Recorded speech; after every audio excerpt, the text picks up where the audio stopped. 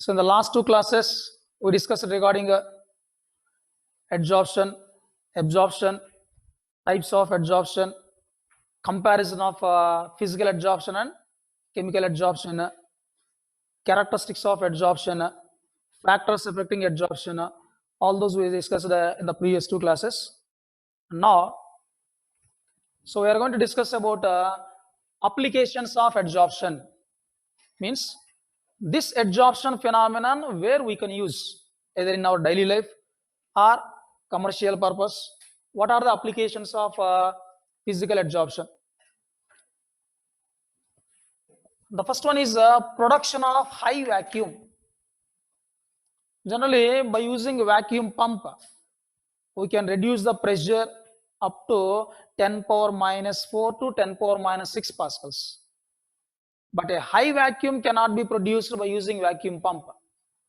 So in order to produce a high vacuum, what the evacuated vessel is there, to the evacuated vessel, charcoal will be added. That is not activated charcoal. So activated charcoal is used to provide a high vacuum. Means to an evacuated vessel, if we add some amount of activated charcoal, whatever the traces of the gas molecules is there, that the traces of gas molecules are absorbed by the charcoal. As a result, we can produce high vacuum. So in order to produce high vacuum to the evacuated vessel, we will add activated charcoal. This activated charcoal contains a large free surface. So whatever the traces of molecules present in that evacuated vessel, that traces of molecule are absorbed by charcoal. As a result, we can get a high vacuum. Second one, in gas mask. See, the people who are working in coal mines, sometimes in coal mines, while digging coal, some poisonous gases may be released, like methane or any some other poisonous gases. So if that poisonous gases are inhaled by the workers who is working there, it may lead to some disorders, and sometimes even it may lead to death also. So for that, they will use some mask, and that mask contains some filters. So right now we are using mask to prevent corona. So these masks can prevent large size particles, means like virus. But what the gas mask used in coal mines, these gas masks contains activated charcoal or some gas absorbing materials. So whenever that poisonous gas is released, that poisonous gas molecules get absorbed on the surface of the charcoal or the absorbing material what we are using there. As a result, we can prevent the poisonous gases to inhale, and the poisonous gases can be identified by using Unsil's alarm, and then the people who are working there in mines, they will come out immediately. So the basic principle in working of gas mask is the adsorption of poisonous gases on activated coconut charcoal or any other absorbing material. Third one, controlling humidity. Suppose if a vessel contains moisture, any traces of water, to remove that traces of water, silica gel.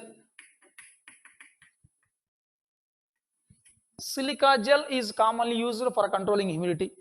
This silica gel is having the capacity to absorb water molecules present in the atmosphere. Thereby, the humidity can be controlled. So these silica gel capsules are generally used while packing medicines or some electronic goods to absorb the moisture present in that. Because if any moisture is present while packing a medicine, and what the chemical components are there, those chemical components may undergo hydrolysis by absorbing that moisture in that container. So in order to prevent that, we use silica gel which can absorb water molecules. Thereby we can control humidity. Removal of coloring matter. And for this an example we discussed in the beginning, already in examples of adsorption. Sugar solution. Sugar solution can be decolorized by adding charcoal. Not charcoal here, activated charcoal. See what the difference between charcoal and activated charcoal is. If charcoal is get activated, we can get activated charcoal. That activation is nothing but the process of removal of impurities. On the surface of charcoal, what the impurities are there, those if you remove, we can get activated charcoal. And this activated charcoal contains a large surface area. As a result, it can absorb the coloring matter present in the sugar solution. Then, if that sugar solution is filtered, the filtrate is nothing but colorless solution. So, to decolorize the sugar solution, we use activated charcoal. Or if you take methylene blue, to the methylene blue, if you add activated charcoal and if it is filtered, then the color of the particles get absorbed on charcoal. The solution, what is filtrate obtained there, that is colorless. So for the removal of coloring matter from a solution, we use some adsorbents like activated charcoal. Heterogeneous catalysis. See, what is catalysis? What are types of catalysis? All those we'll discuss after the completion of this adsorption. They will discuss very clearly. Let us hear, in heterogeneous catalysis, the basic principle is adsorption. For example, N2 plus 3H2 gives rise to NH3.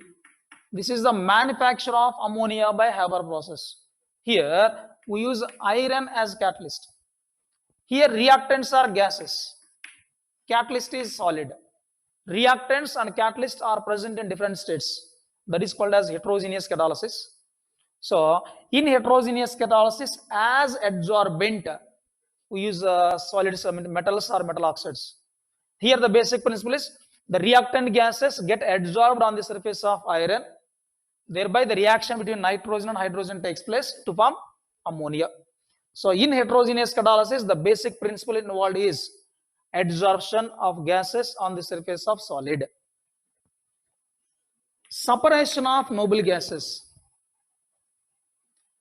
See, atmosphere contains less than 1%, around 0.98% approximately of noble gases. There is a mixture of helium, neon, argon, krypton, xenon. Radon does not exist in nature. The noble gases that are present in atmosphere is helium, neon, argon, krypton, xenon, whereas radon is a radioactive element, it does not exist in nature. So from the mixture of these noble gases, we can separate the component gases by using the principle called adsorption. That is, this noble gas mixture is passed over the activated charcoal at different temperatures because these gases are having different adsorption capacity. So by passing the gaseous mixture on the surface of charcoal at different temperatures, different gases get adsorbed on the charcoal at different temperatures. So based on that, we can separate the component gases from the mixture of noble gases. So here the basic principle is adsorption of noble gases on the surface of activated coconut charcoal. At different temperatures, different gases are adsorbed, thereby you can separate them easily. Froth flotation process. So generally, this method is used in purification of sulfide minerals like zinc sulfide, ZnS, what we call them as a zinc blend, silver glance, Az2S, like this. Whatever the sulfide minerals are there, from which we are going to extract the metals, and these sulfide minerals are purified by the process called the froth flotation process. Itself in the word, the meaning is there, froth flotation. Froth will be formed, that will be floated. By this process, we can separate these ore particles. So here, in this process, we use some adsorbing materials, some stabilizers, frothing agents, and this process we can learn very clearly in metallurgy chapter. So mainly here, this principle, this process is used for the purification of sulfide minerals. So what will happen is, what are the froth formed here? On the surface of the froth, these zinc sulfide particles or silver sulfide particles get adsorbed, and that froth will be floated on the surface of water, and the froth will be removed, and the drying of froth gives the pure zinc sulfide or Az2S. Whatever the impurity is present, they remains in the solution. So to the solution, some frothing agents and this ore mixture is added, and then the froth is allowed to form by agitation. Thereby the froth will be formed, The ore particles attach to the froth and floats on the surface of water, and that froth is removed and dried. Whatever the impurities are there, those are wetted by water and get settled at the bottom of the container. The ore particles will float. So ore particles what are formed here, they are floated along with the froth. Thereby we can purify the ore. That's why this process is called a froth flotation process. In curing diseases, next application. See, for curing diseases, we are using some medicines. So some enzymes, what do you call them, as pathogens, which are responsible for causing diseases in the body. So we should have to control the activity of those enzymes. Thereby we can control the diseases. And for that, what the chemical substances we are using, they are called as drugs or medicines. For example, this is the active site of the body. This is the shape of the active site of the body, and this is the shape of the enzyme. Then this enzyme can bind, so this is substrate and this is enzyme. This enzyme can bind to the substrate, thereby it causes some chemical changes in the substrate molecule. Means that the receptors of the body, it interact and it causes some chemical changes, thereby it causes diseases. Suppose if you prevent this enzyme to bind here, we can control the activity of this enzyme. For that, what we are using is a drug. This is drug. If you use a drug prior to enzyme, the drug can occupy this position, thereby it can prevent the interaction of enzyme with the substrate. Means drugs prevent the interaction of enzymes to interact with substrate molecules, that is receptors of the body. Thereby we can control the activity of enzymes. So this is the basic principle in curing diseases. And one more.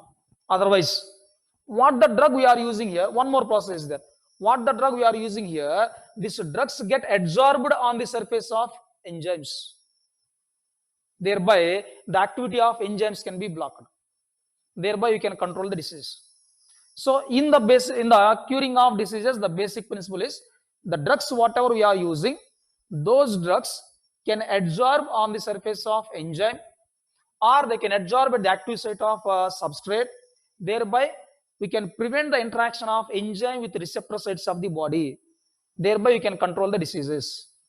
So in curing diseases, the basic principle is adsorption of drugs on the substrate or adsorption of drug on the active sites of enzyme. Thereby we can control the diseases. Next. Adsorption indicators. Generally during titration process we use indicator. Indicator is the chemical substance which is used to find the end point during titration. For example, HCl plus NaOH use NaCl plus water. And during this reaction, to find the end point, we use either methyl orange as phenolphthalein as indicator, which shows the color change at end point. That is what you did in first PUC practical examination. Right? Now, here one more type of indicator is there, adsorption indicator. Means during any chemical reaction, if a precipitate is formed, the formation of precipitate indicates the end point of the reaction. Then how to identify the precipitate formation? For that, what the indicators we are using here, that indicators get adsorbed on the surface of precipitate. For example, in a reaction, AgCl get precipitated as solid. If you are using the indicator like eosin or fluorescein, that eosin or fluorescein get adsorbed on the surface of this precipitate, thereby it produces some color to the precipitate. So based on the color of this precipitate, we can identify the end point. So during some titrations, where the precipitate is formed and what the indicators we are using there, that indicator get adsorbed on the surface of precipitate, thereby it produces a characteristic color to the precipitate. And based on the color produced here, we can identify the end point. That is what is called as adsorption indicators. So here the basic principle is adsorption of the indicator on the surface of the precipitate, which produces a characteristic color. Thereby we can identify the end point. And one more, chromatography and chromatographic techniques. These also we have studied in first PUC organic chemistry. What is chromatography? Chrome, color. Chromatography, color separation. So depending on the color of the chemical substances, we can get separate that components present in a mixture. And in chromatography, we are using an adsorbing material. What the adsorbing material is? Anhydrous Al2O3 or silica gel.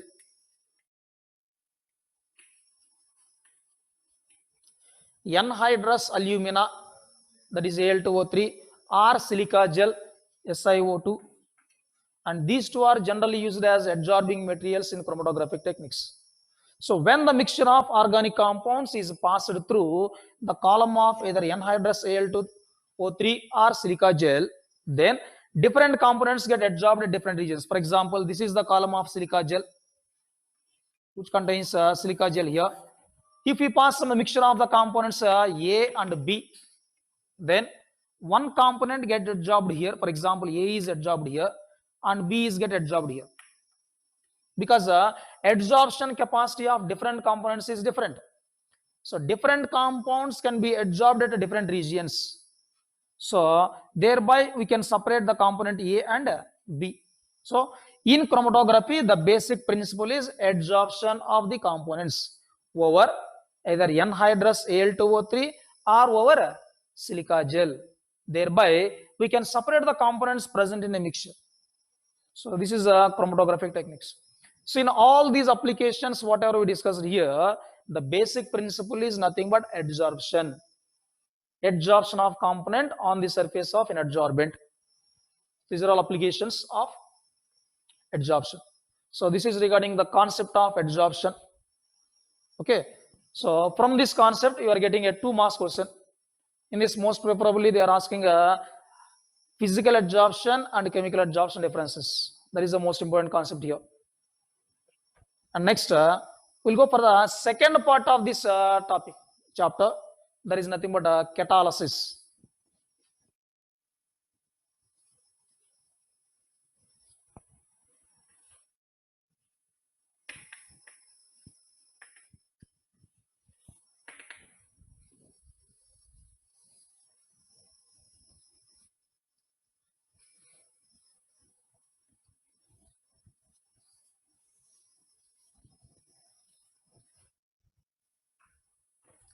Right.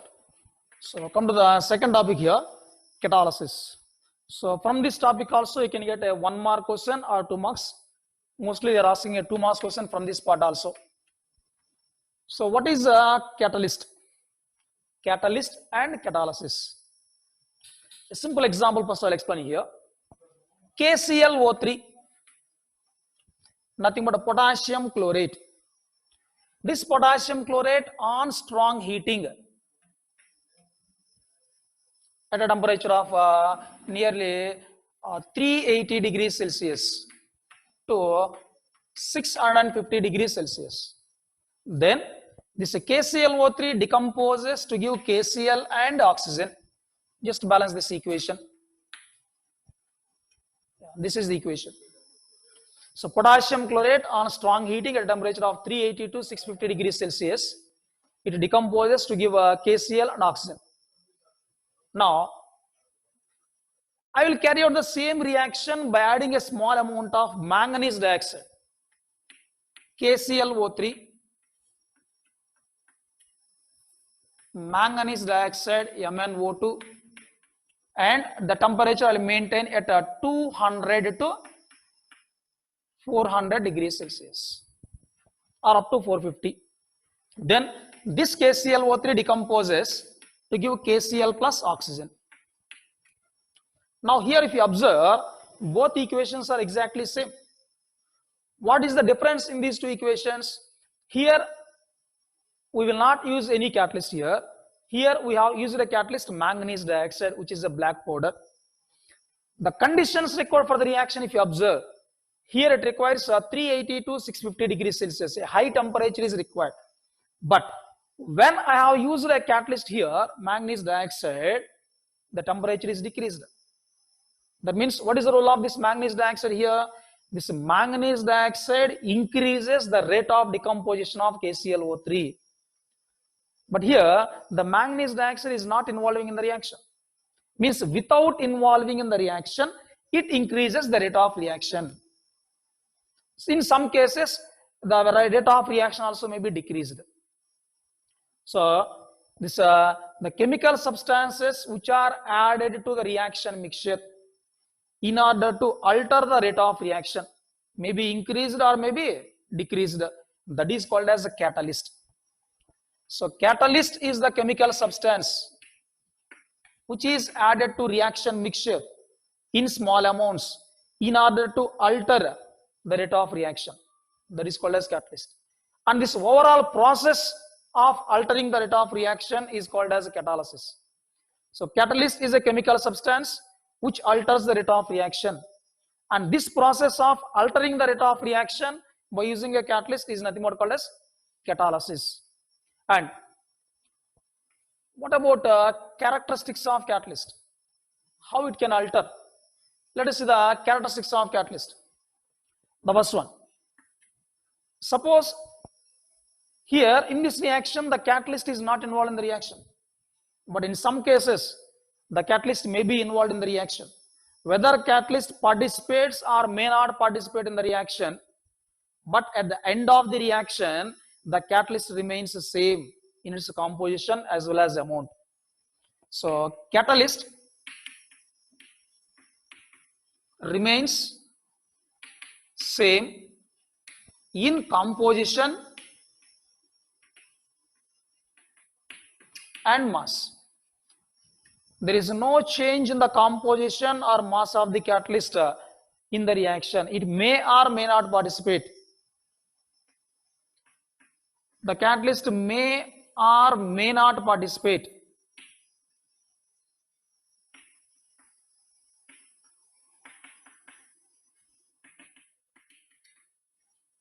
In the reaction.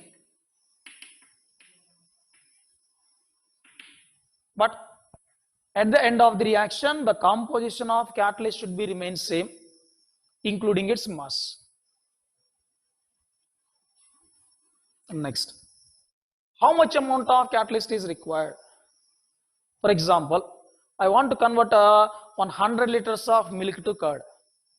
For that, we will add just 1 or 2 tablespoons of curd only. We're not adding more amount.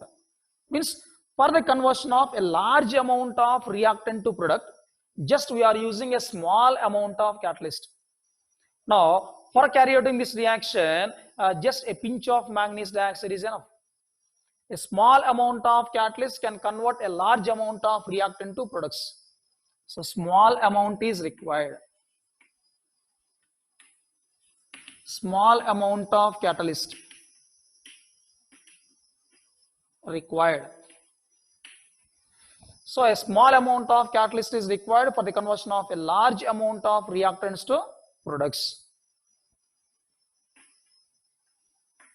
Next. In a reaction, a catalyst itself cannot initiate reaction. Decomposition of KClO3 cannot be initiated by manganese dioxide. Once if the reaction is started, then that reaction rate can be changed, that's all. So, a catalyst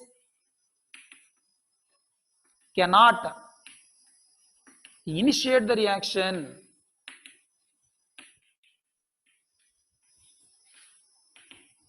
A catalyst cannot initiate the reaction. Once if the reaction is initiated, then the rate of that reaction can be changed, but itself cannot initiate a reaction. Next, a catalyst can catalyze spontaneous reaction.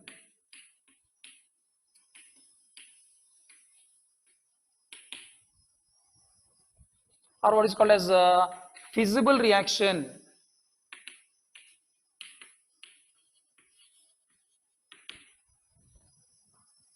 Reactions which are non-spontaneous and the reactions which are not feasible. So only feasible reactions are catalyzed by a catalyst. What are non-feasible reactions are there? They are not catalyzed by a catalyst. Next. Large surface area.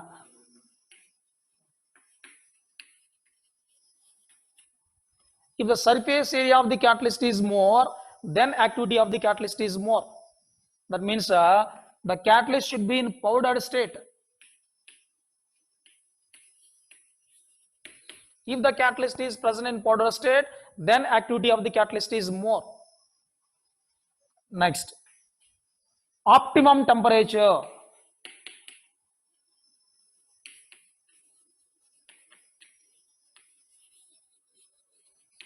The activity of the catalyst is maximum at an optimum temperature. For example, here I have mentioned the temperature range of 200 to 400 degrees Celsius. That means in this temperature range, the activity of this manganese dioxide is more. Beyond these limits, activity will be less. So the activity of a catalyst is maximum within a range of temperature. That is what is called as optimum temperature. Next, suppose if a reaction involves equilibrium, the position of equilibrium cannot be affected by a catalyst, but a catalyst helps to attain the equilibrium quickly. For example, A plus B gives rise C plus D. This is a reaction, and if this reaction is catalyzed by X, whether you use catalyst or not, the same equilibrium will be attained. The role of catalyst is it helps to attain the equilibrium quickly. Means a catalyst cannot affect the position of equilibrium. This is one more characteristics. Cannot affect position of equilibrium. A catalyst cannot affect the position of equilibrium. And one more characteristic, highly specific.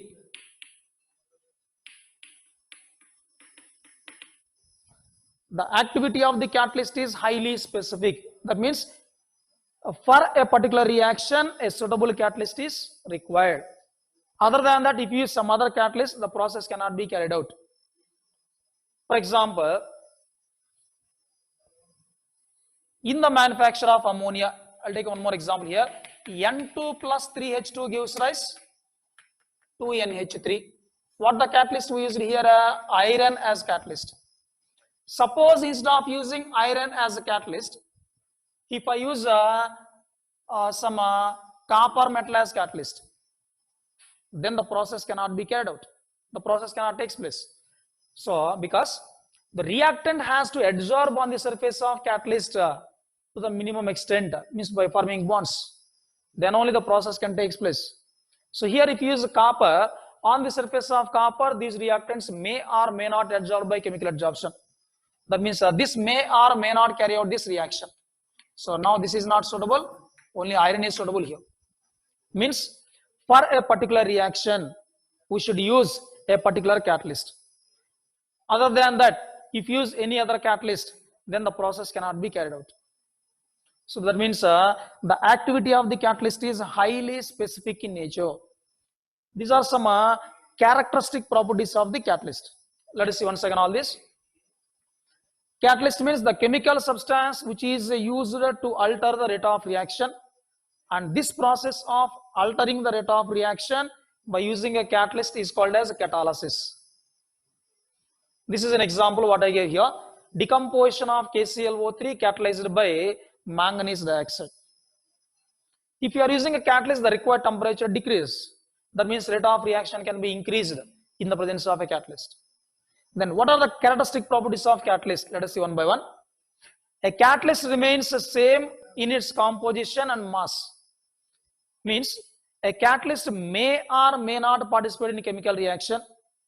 If it participates in reaction, at the end of the reaction, its composition should not be changed. Its mass also remains constant. No change in catalyst. That's why a small amount of catalyst is sufficient for conversion of large amount of reactant. This is 3.1. Next, a catalyst may or may not participate in chemical reaction. Next one, catalyst cannot initiate the reaction. So a catalyst itself starts a reaction. If once the reaction is started, then the reaction rate can be, that means the velocity of reaction can be either increased or decreased by a catalyst, but itself cannot initiate a reaction. Next, Catalyze a spontaneous reaction or feasible reactions. The reactions which are feasible, those feasible reactions only catalyzed by a catalyst. Which are non-feasible, that non-feasible reaction cannot be carried out by using a catalyst. Large surface area is required. So if a catalyst is taken in a finely powdered state or finely divided state, then the surface area of the catalyst is more. If the surface area of catalyst is more number of reactants get absorbed on the surface of catalyst. Large amount of reactants can be converted to products easily. So always catalyst will take in powdered state. In powdered state, surface area is more, thereby the catalytic ability will be more. Optimum temperature. See, the activity of a catalyst is maximum at an optimum temperature. Means at a particular temperature, the ability of catalyst to absorb the gases is more. For example, in the same equation, in the manufacture of ammonia, where we use iron as catalyst.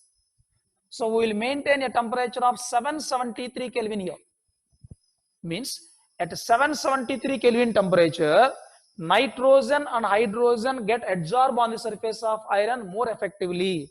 Thereby, the reactants can be easily converted to products. So activity of catalyst is maximum at an optimum temperature. Next, catalyst cannot affect the position of equilibrium. A catalyst helps to attain the equilibrium quickly because it increases rate of forward reaction as well as backward reaction to the equal extent. Thereby, the position of equilibrium will not be changed, but it helps to attain the equilibrium quickly. Finally, highly specific. The activity of catalyst is highly specific in nature. Means for a particular reaction, a particular catalyst is suitable. Other than that, a same catalyst cannot catalyze all other reactions. So activity of catalyst is specific, that is highly specific in nature. For example, enzymes. The activity of enzymes is highly specific. Take an example, conversion of milk to curd. Conversion of milk to curd can be carried out by the enzyme called lactobacilli.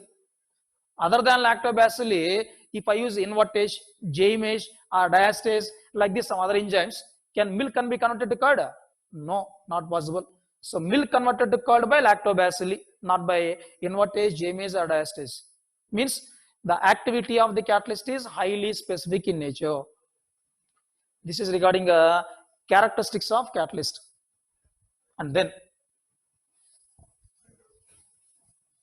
come to the next types of catalyst.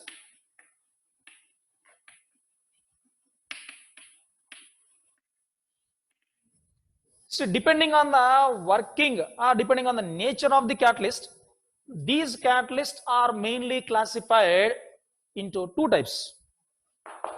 One is positive catalyst. The second one is negative catalyst.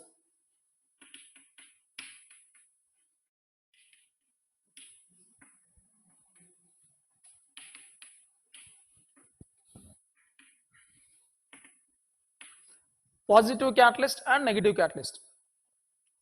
What is a positive catalyst? So as we discussed earlier, catalyst can alter the rate. That means it may increase or it may decrease the rate of reaction. So the catalyst which increases rate of reaction,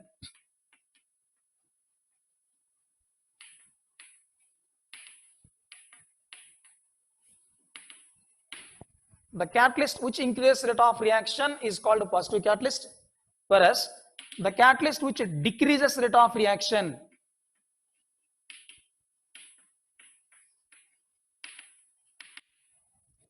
is called a negative catalyst. So the catalyst which increases the rate of reaction is called positive catalyst, whereas the catalyst which decreases the rate of reaction is called as negative catalyst. Take an example here. SO2 plus O2. 2SO2 plus O2 gives rise to SO3. Actually, it is a reversible reaction. We can carry out this reaction in the forward direction by using a vanadium pentoxide, V2O5. By using vanadium pentoxide as catalyst, we can carry out this forward reaction. Means here V2O5 can increases the rate of conversion of sulfur dioxide to sulfur trioxide. Here the rate of reaction is increased. So now here V2O5 can act as positive catalyst. Okay. Now take one more example. Decomposition of hydrogen peroxide. H2O2 gives rise H2O plus O2. Balance this equation first here. This is the balanced equation. Now here to the hydrogen peroxide, if add small amount of acetanilide or small amount of phosphoric acid H3PO4 or sodium pyrophosphate or small amount of alcohol, then the rate of forward reaction can be decreased here. That means the presence of this acetanilide or phosphoric acid can stabilize this hydrogen peroxide. That means the decomposition of hydrogen peroxide, that is the rate of the forward reaction is decreased by the presence of acetanilide. So the role of acetanilide is it decreases the rate of forward reaction. Such substances are called as negative catalyst. Overall, the chemical substances which increases the rate of reaction is called positive catalyst. The chemical substances which decreases the rate of reaction are called negative catalyst. So these are the two types of catalyst, positive and negative. And two more terms is there. Promoter.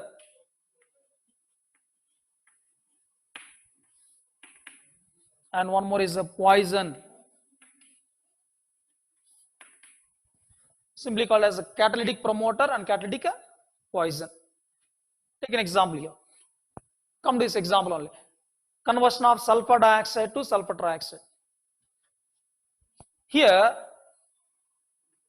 if traces of AS2O3 is present here, in the sulfur dioxide gas, along with the sulfur trioxide gas, if the traces of arsenic oxide is present, then what happens?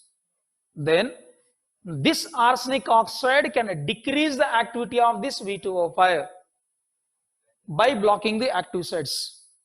A catalyst is having some active sites. At the active sites, reactant get absorbed. Thereby, they can be converted to products. And what the active sites of catalyst is there, that active sites of catalyst can be blocked by this AS2O3.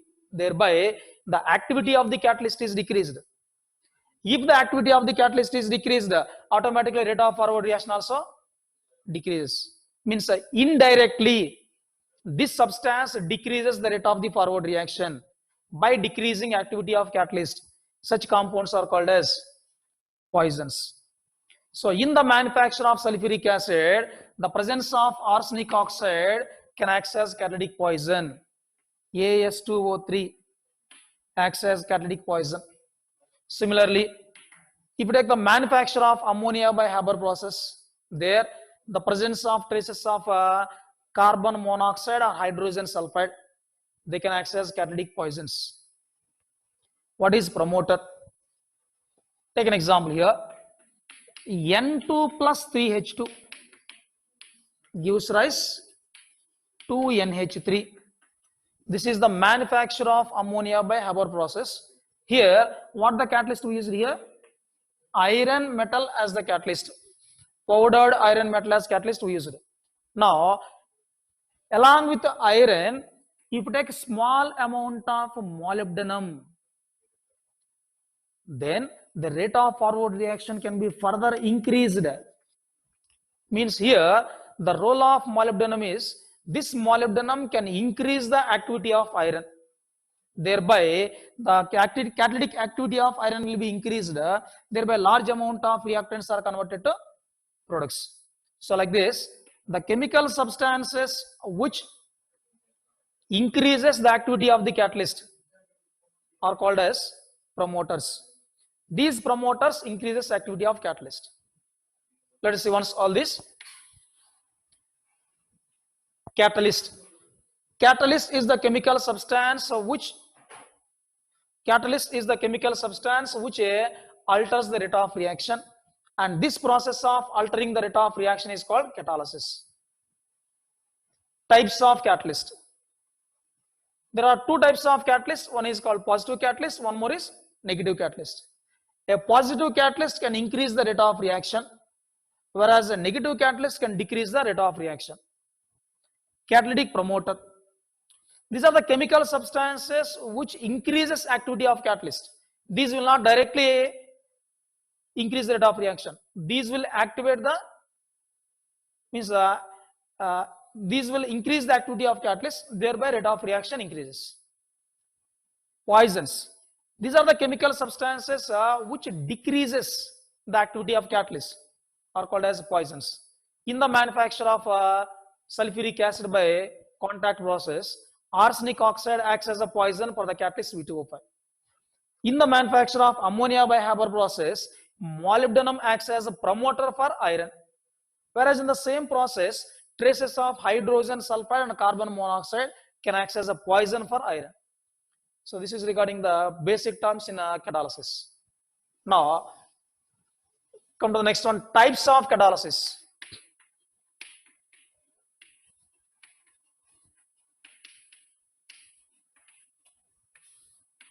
Types of catalysis. So depending on the physical states of reactants and catalyst, not products. So depending on the physical state of reactants and catalyst, the catalysis process is divided into two types. One is homogeneous catalysis.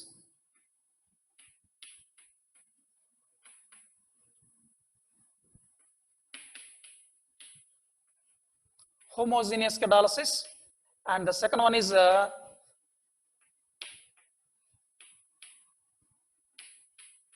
heterogeneous catalysis. Homogeneous catalysis and heterogeneous catalysis. This is the classification of catalysis based on the physical states of reactant and catalyst, not the product. Homogeneous. Homogeneous means same. Heterogeneous means different. That means in a chemical reaction, both reactants and catalyst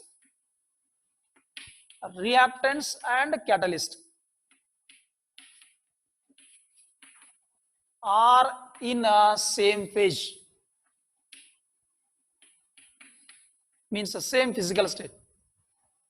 The reactants and catalysts are present in the same physical state, then it is called as homogeneous catalysis. And here are reactants and catalyst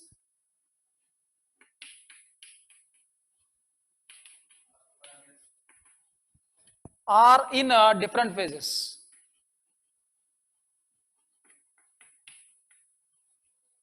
So reactants and catalysts are in same phase, that is called homogeneous catalysis. Reactants and catalysts are in different phases, that is called heterogeneous catalysis. Let us see some examples for homogeneous catalysis. 2SO2 gas plus O2 gas gives rise to 2SO3 gas.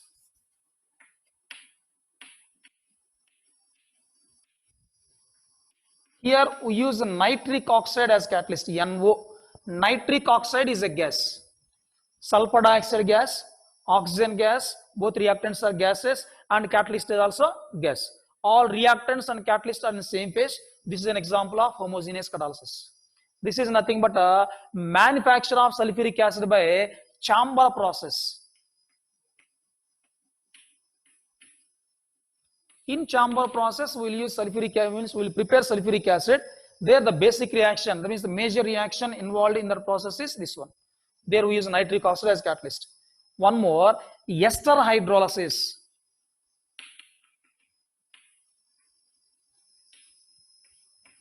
What is ester?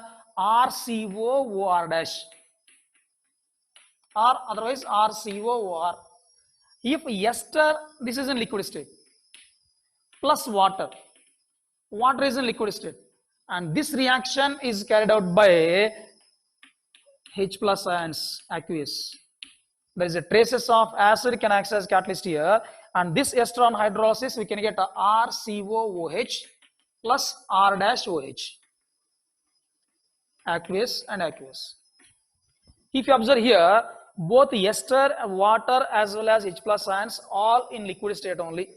So both reactants and catalysts are in same phase. This is an example of homogeneous catalysis. One more, inversion of sucrose.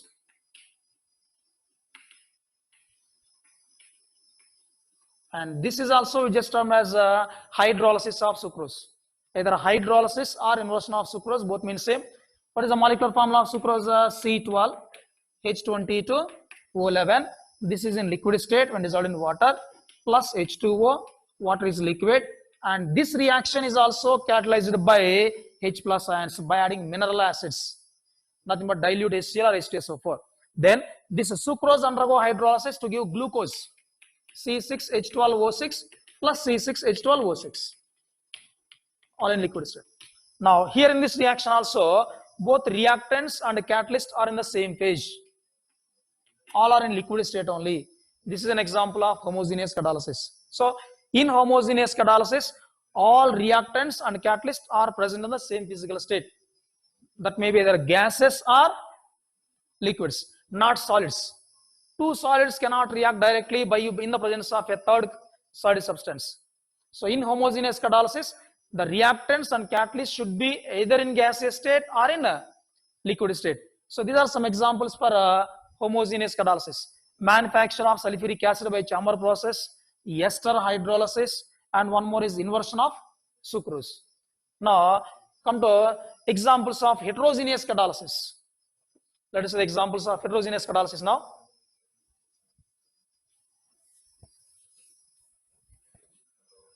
Haber process.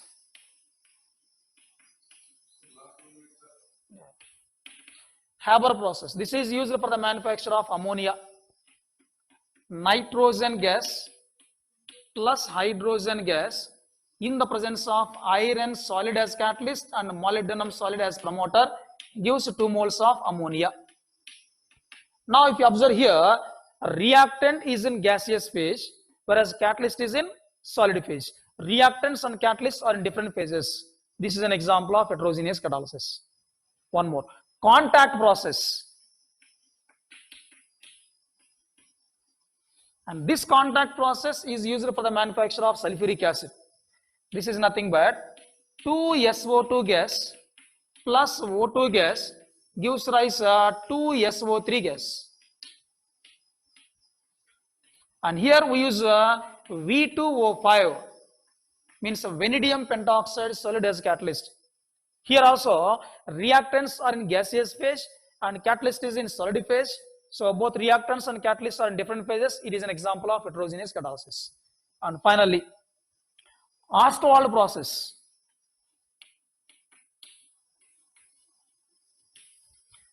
So this Ostwald process is used for the manufacture of nitric acid. And in this reaction, in this process, the basic reaction is oxidation of ammonia.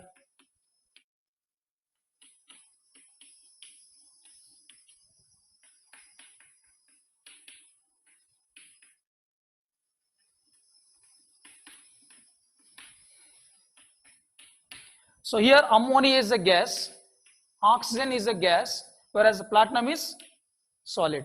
So reactants and catalysts are in different phases. So this is an example of heterogeneous catalysis. One more, oil plus hydrogen in the presence of nickel gives fat.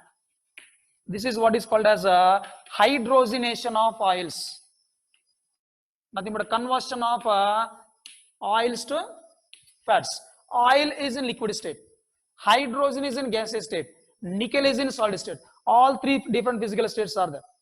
Like this, whatever the example it may be. If reactants and catalysts are in different phases in a reaction, that is called as heterogeneous catalysis. So overall, the final conclusion is, in a catalysis reaction, if reactants and catalysts are in same phase, that is called homogeneous catalysis. Whereas reactants and catalysts are in different physical states, that is called heterogeneous catalysis. This is regarding types of catalysis. What about mechanism of catalysis? In the next class, we'll discuss about the mechanism of this homogeneous and heterogeneous catalysis. Okay.